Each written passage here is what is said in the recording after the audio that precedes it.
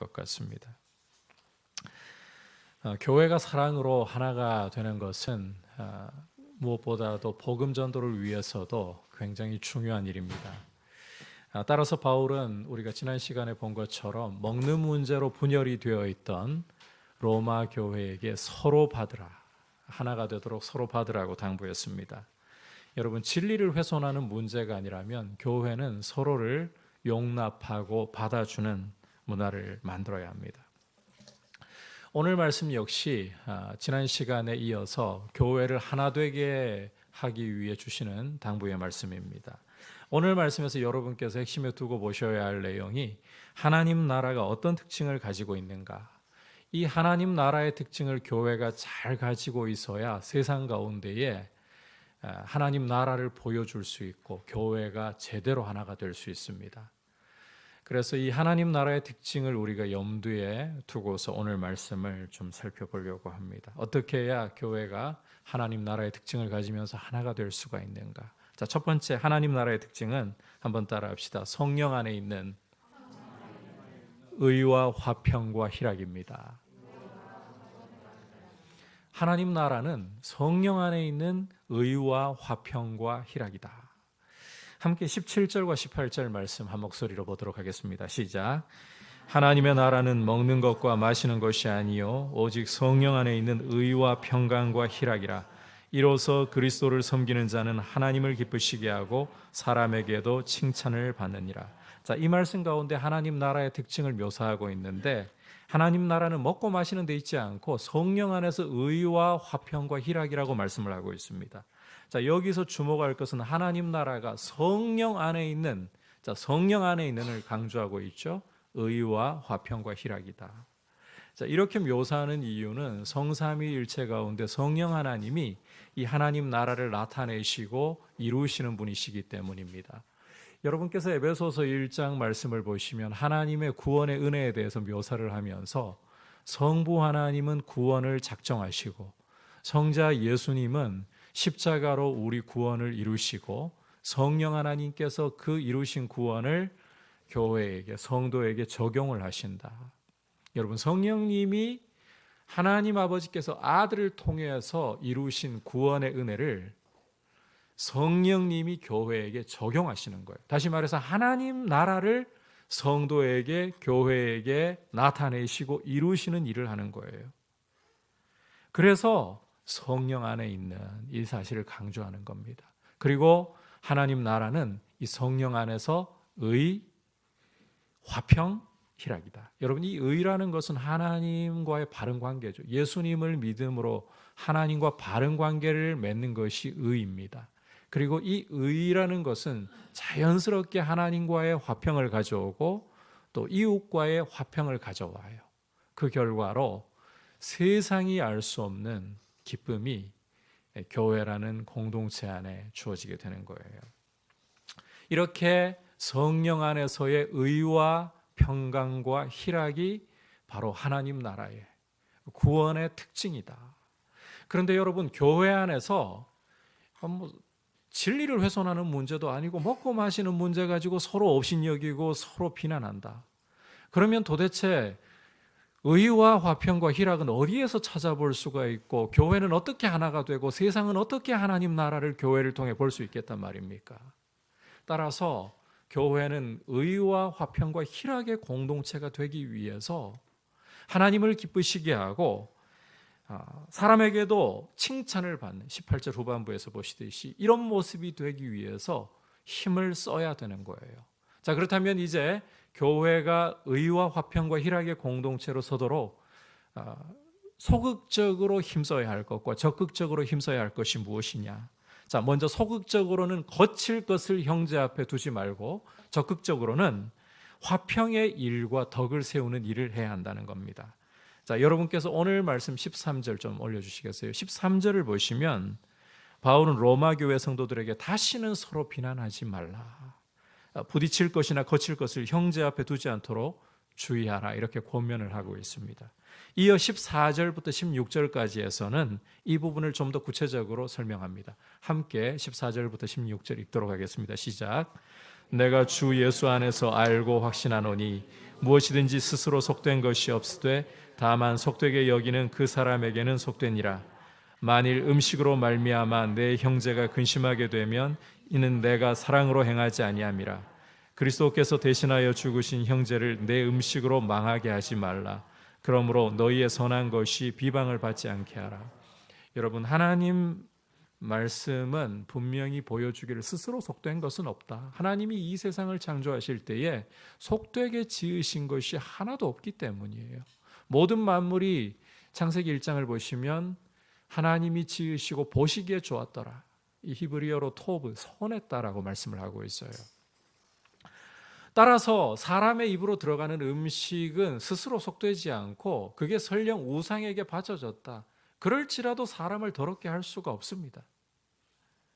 하지만 문제는 그걸 먹는 사람이 이건 우상에게 바쳐진 음식이야, 속된 거야 라고 생각을 하고 먹잖아요. 그 사람에게는 속된 것이 되고 마는 거예요. 여러분, 하나님이 지으신 만물은 그 자체로는 속되지 않지만 그걸 속되게 받아들여 버린다. 그 사람에게는 속된 것이 된다는 거예요. 로마 교회 상황으로 이걸 좀 가져오자면 이방인이 우상에게 바쳤던 고기를 거리낌 없이 먹는 모습을 본다. 그럼 유대인들은 이게 굉장히 불편하고 걸립니다. 왜? 그들은 우상에게 바친 고기를 속되게 여기니까, 부정하게 여기니까. 그러면 이방인들은 자유롭게 먹어도 유대인들에게는 이게 속된 음식 그 자체가 되어버리는 거예요. 원래는 아무것도 아니지만. 물론 이것은 유대인들이 복음 안에서 아직까지 자유를 충분히 누리지 못했다. 그리고 성장하고 성숙하지 못했다. 이걸 보여주는 것이고, 사도 바울도 이렇게 성장하거나 성숙하지 못한 모습 자체를 지지하지는 않습니다. 하지만 진리 문제가 아니고, 진리를 훼손하는 문제가 아니고 고작 먹는 문제일 뿐이에요. 그런데 이런 문제를 가지고 굳이 이방인들이, 형제들이 거리껴하는 일들을 하면서까지 대놓고 그 앞에서 우상에게 바친 음식을 먹어야 되느냐. 그것도 저런 믿음 없는 유대인들 하면서 업신여기면서 먹어야 되느냐는 거예요. 유대인들은 이방인들 비난하게 만들면서 먹어야 되겠느냐는 거죠. 여러분, 이게 바로 부딪힐 것, 거칠 것을 형제들 앞에 두는 행위라는 거예요. 이런 짓은 저지르지 말라.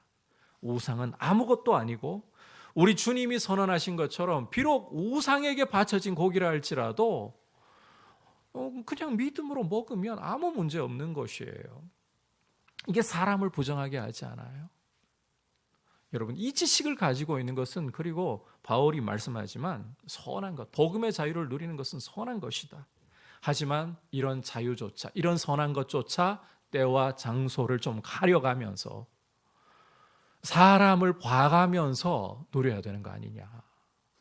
이런 부분이 우리가 소극적으로 힘써야 할 부분이라는 거예요. 형제 앞에 거칠 것을 두지 않으려고 조심하고 경계하는 것. 진리 훼손하는 문제 아니면 여러분, 어지간하면 좀 양보하고, 좀 어지간하면 그 다른 사람들 불편하게 여기는 것에 대해서 주의하려고 애쓰는 게 우리가 소극적인 의미에서 의와 화평과 희락을 이루는, 교회를 하나 되게 하는 길이다. 자, 하지만 우리는 이 소극적인 것을 넘어서야 돼요. 적극적으로 나아가야 돼요. 어떤 부분에서 해야 되는가? 자, 19절 함께 읽어보겠습니다. 시작. 그러므로 우리가 화평의 일과 서로 덕을 세우는 일을 힘쓰나니. 성도가 적극적으로 교회를 하나 되게 하기 위해, 의와 화평과 희락의 공동체를 이루기 위해 힘써야 할 것은 화평의 일과 서로 덕을 세우는 일입니다. 여러분, 성도에게는 20절에서 보시는 것처럼 음식으로 말미암아 하나님의 사업을 무너지게 해서는 안 돼요. 형제들 걸려 넘어지게, 실족하게 음식 문제 가지고, 진리 아닌 문제 가지고 걸려 넘어지게 해서는 안 되는 겁니다. 이건 기본이에요. 그리고 20절 후반부에서 거듭 말씀하듯이 만물은 다 깨끗하지만 거리낌으로 먹는 사람에게는 악한 것이 된다. 여러분, 성경에서 말씀하지 않는 문제, 진리의 문제가 아니라면 각 사람이 자기 마음으로 정하면 되는 문제입니다. 그런 문제이지만 이걸 이제 스스로가 부정하게 여긴다, 속되게 여긴다. 그럼 어떻게 된다 했습니까? 그렇게 여기는 사람에게는 그 문제가 속되게 되고 부정하게 되는 거예요. 이걸 우리가 알고 있다면 차라리 21절 말씀대로 적극적으로 고기도 먹지 않고 포도주도 마시지 않고 형제를 거리끼게 하는 일을 하지 않는 게 아름답다. 여기 아름답다는 것도 선하다는 뜻이에요. 적극적으로 내가 할 수 있는 자유를 가지고 있어도 형제의 믿음이 넘어지지 않도록 하기 위해서 내 자유를 제한하고 절제하는 일을 하는 것이 우리 편에서 의와 화평과 희락을 이루는, 교회를 하나 되게 하는 아주 중요한 적극적인 모습이다. 우리가 단순히 형제가 넘어질까 조심하고 경계하는 걸 넘어서서 내 할 수 있는 자유까지 제한하면서 형제를 배려하려고 하는 것, 이게 우리가 교회를 하나 되게 하는 일에 있어서, 그리고 더 나아가서는 세상이 교회를 통해 하나님 나라를 보게 하는 일에 있어서 너무너무 중요한 것이다라는 거예요. 여러분, 하나님이 지으신 모든 것이 선한 것입니다. 성경에서요, 두드러지게 하라 하지 말라 하시는 말씀이 없다면 우리의 각자의 마음으로 정할 수가 있어요. 그런 양심의 자유, 권리를 주셨어요. 복음 안에서 내가 자유롭게 할 수 있는 문제, 그러나 형제가 걸려 넘어질 것 같다. 그러면 때와 장소 봐가면서, 사람 봐가면서 조심하는 것, 이건 소극적이고, 우리는 한 걸음 더 나아가 내 자유를 제한하고 절제하는. 그래서 사도 바울은 고린도 교회에 보내는 편지에서 만약에 나 때문에 형제가 실족할 것 같다면 나는 차라리 고기를 아예 안 먹겠다, 이런 선언까지 해버리는 겁니다. 이게 아름답고 교회를 하나 되게 하는 모습이다. 자, 그런데 우리가 여기서 멈추지 말고 이제는 정말 빅스텝을 좀 가져가야 돼요. 교회를 위해, 교회의 하나됨을 위해 빅스텝을, 큰 걸음을 내딛어야 되는데 한번 따라 합시다. 성장과 성숙을 향해 나아가야 합니다. 자, 22절과 23절 함께 보겠습니다. 시작. 내게 있는 믿음을 하나님 앞에서 스스로 가지고 있으라. 자기가 옳다 하는 바로 자기를 정죄하지 아니하는 자는 복이 있도다. 의심하고 먹는 자는 정죄되었나니 이는 믿음을 따라 하지 아니하였기 때문이라. 믿음을 따라 하지 아니하는 것은 다 죄니라. 자, 함께 읽은 말씀은 복음 안에서 이미 자유를 누릴 수 있는 믿음을 가진 사람들에 대해서는 격려를 해주고, 믿음이 연약한 사람들에게는 도전을 주고 있는 말씀입니다. 간단히 말해서 믿음의 성장과 성숙을 이루는 것이 결국 공동체에게 어떤 것보다 필요한 큰 걸음을 내딛는 것이다, 이 이야기를 하는 거예요. 여러분, 우리 주님은 사람의 입으로 들어가는 음식물이 사람을 부정하게 하는 것이 아니라 사람의 마음에서 나오는 악한 생각이 사람을 더럽게 한다고 하시면서 모든 음식은 정하다 선언을 하셨습니다. 먹는 것 자체는 사람을 절대로 더럽게 할 수가 없어요. 우상에게 바쳐졌다, 그래도 우상은 아무것도 아니기 때문에 사람을 더럽힐 수가 없습니다. 성도는 이런 정도로 복음을 더 깊게 알고 복음의 자유와 풍성함을 누리는 수준까지 자라가야 되는 거예요. 율법의 묵은 것에 묶여가지고 하나님이 지으신 선한 것마저도 이게 선한가 악한가 이게 구분이 안 될 정도로 계속 믿음이 정체되어 있거나 자라지 못하는 모습으로 머물지 말고 복음의 자유를 풍성히 누릴 수 있을 정도로까지 자라가야 되는 거예요. 그리고 이게 사도 바울은 복이 있다라고 말씀합니다. 반대로 자기 양심에 의해서 거리낌이 있어서, 성경에서 하지 말라 하는 문제도 아닌데도 거리낌이 있어가지고 그 눈치 봐가면서 행동하는 것은 이미 정죄되었다 하거든요. 왜? 믿음으로 하지 않는 거니까. 여러분, 믿음으로 하지 않는 것은 오늘 말씀에서 다 죄니라 이렇게 말씀을 하고 있죠. 물론 이걸 모든 상황에 적용시키고 믿음 약한 사람을 정죄하자는 게 아닙니다. 진리를 훼손하는 문제가 아닌 데서 믿음을 따라하지 않는 것, 자기 양심을 따라하지 않는 것은 스스로 정죄하는, 스스로를 올무에 묶어버리는 그런 행동이 된다는 거예요. 여러분, 이렇게 자승자박해서 걸려 넘어지지 않기 위해서는 복음 안에서의 풍성한 자유를 누리고 오히려 상대방을 위해, 형제를 위해 자신을 절제할 수 있는 이런 모습으로 가기까지는 자라야 되는 거예요. 그냥 머물러 있어서는 안 돼요. 교회가 결국 하나 되고 제대로 세워지려면 성장하고 성숙해야 됩니다. 우리의 지각이 연단을 받아서 무엇이 선한 것인가를 분별할 정도로 자라가야 되는 거예요. 여러분, 오늘 이 말씀을 들으면서 고민을 좀 하셨으면 좋겠습니다. 하나님의 말씀으로 내 지각이 연단을 받아서 무엇이 선한 것이고 무엇이 악한 것인지를 분별할 수 있을 정도로. 그래서 이제 우리 한국 교회는요, 이 담배 피워야 되나, 술 마셔야 되나, 이런 차원에서, 이건 굉장히 사실은 복음 안에서 보면 저급한 문제입니다. 이런 차원에서 고민하는 게 아니라 어떻게 하면 성령 충만할까, 이걸 고민해야 되고, 어떻게 하면 내 삶을 통해서 그리스도의 복음이 증거되는 삶이 될 수 있을까, 어떻게 하면 나의 하는 일들을 통해서 예수 그리스도께서 그 나라가 드러나게 하면 좋을까, 이걸 고민하는 이런 수준으로까지 자라가야 되는 거예요. 여러분, 믿음의 성장과 성숙이 있을 때에 교회는 하나 되기 시작합니다. 그리고 연약한 형제들을 배려할 수 있는 넉넉함이 있게 되는 것입니다. 이런 모습으로 교회가 자라갈 수 있기를 주님의 이름으로 축복합니다.